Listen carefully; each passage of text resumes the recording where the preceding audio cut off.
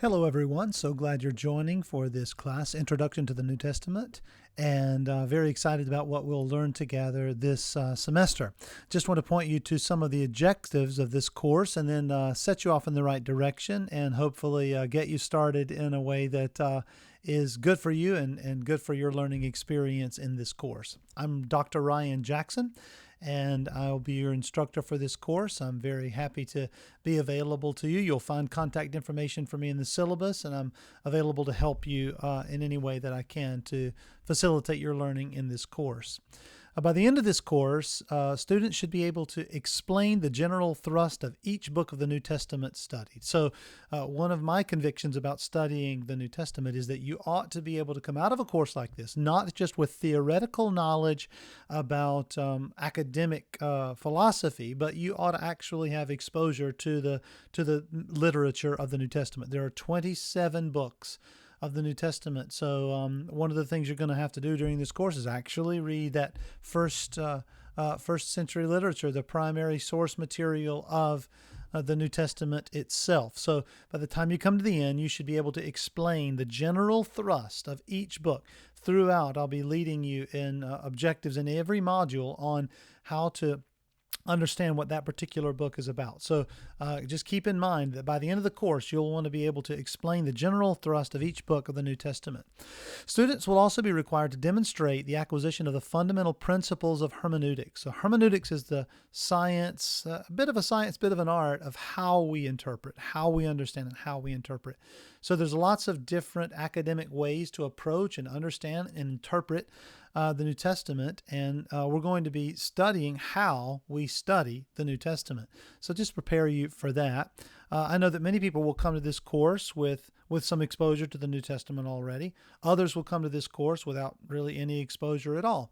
And so whichever way you come to this course, that's okay. We're going to learn together some ways that all of us may not have been exposed to. So hermeneutics and ways of understanding, ways of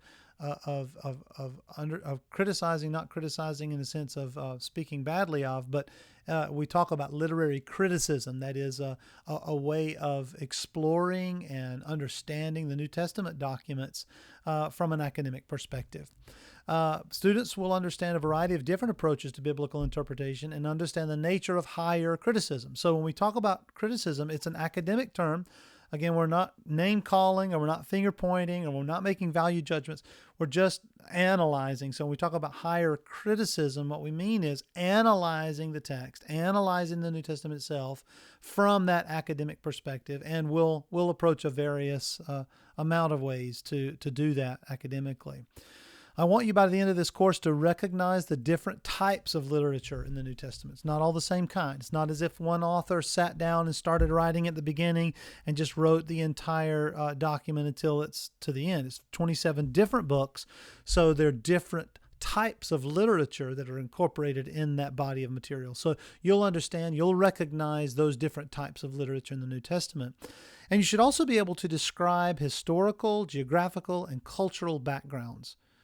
Historical backgrounds, geographical backgrounds, and cultural backgrounds to the New Testament. Those things help us understand the meaning of the New Testament documents themselves, and I look forward to unpacking that with you. Now, what I want to recommend is that you spend time looking over the syllabus to make things easy for you. Right on the home page of the course, there's a little button that says Start Here. You could click on that Start Here button, and then you'll have easy access to about 7 steps on how to get started in this course. So I urge you to do that and get started, and looking forward to what we'll learn together. Hope you have a great time this semester. And again, I'm here to help. So if you need any help, don't hesitate to give me an email, and we'll be glad to help in whatever way we can. Thanks. Look forward to this learning experience together.